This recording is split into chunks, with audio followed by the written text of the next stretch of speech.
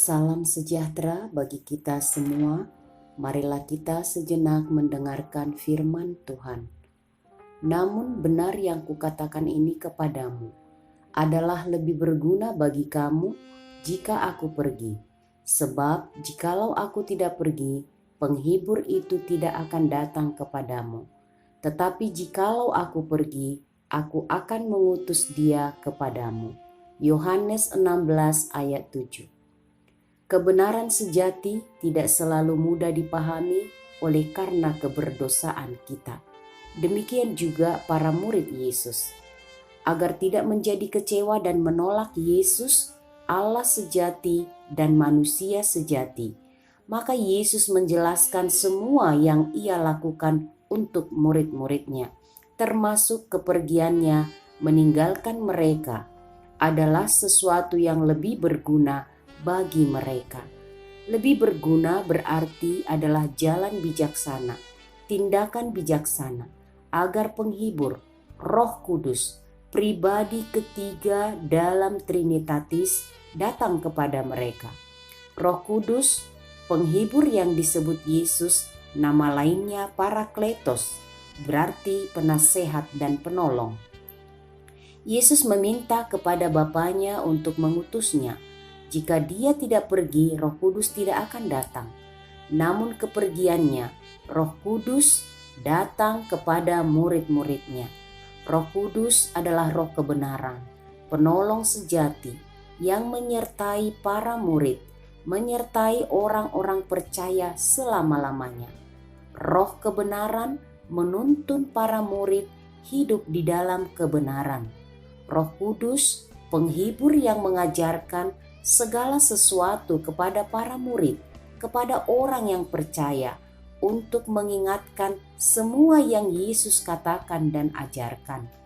Roh Kudus juga menjadi pembela yang akan selalu memberikan bantuan kepada para murid, kepada orang-orang yang percaya.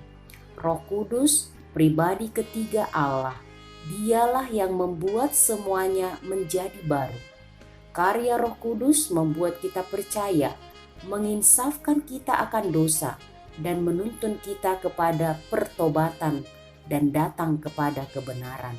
Yesus yang menyelamatkan kita dengan pengorbanannya di kayu salib. Kita ditebus dari hukuman dosa dan maut. Roh Kudus bekerja lewat Injil, kabar baik, kabar keselamatan. Injil diperdengarkan dan Roh Kudus, penghibur itu, membuat kita percaya. Roh Kudus menimbulkan iman percaya kita melalui berita Injil keselamatan. Kebenaran sejati akan menuntun kita berjalan di dalam dunia. Karya Roh Kudus nyata. Di mana Injil diberitakan, di situ Roh Kudus bekerja, membuat orang-orang menjadi percaya, dan berkumpullah orang-orang percaya. Roh Kudus menggerakkan hati orang percaya terus bersekutu menyampaikan kabar baik. Hidup dalam penyertaan Roh Kudus, itulah hidup orang percaya. Walau dunia menolak dan membenci, karya Roh Kudus tidak dapat dihentikan. Hingga kini kehadiran kita di dunia sebagai gereja, sebagai pengikut Yesus adalah karya besar Roh Kudus. Kabar Injil yang tertulis, hadir dan diperdengarkan, itu adalah juga karya Roh Kudus di hati orang yang percaya.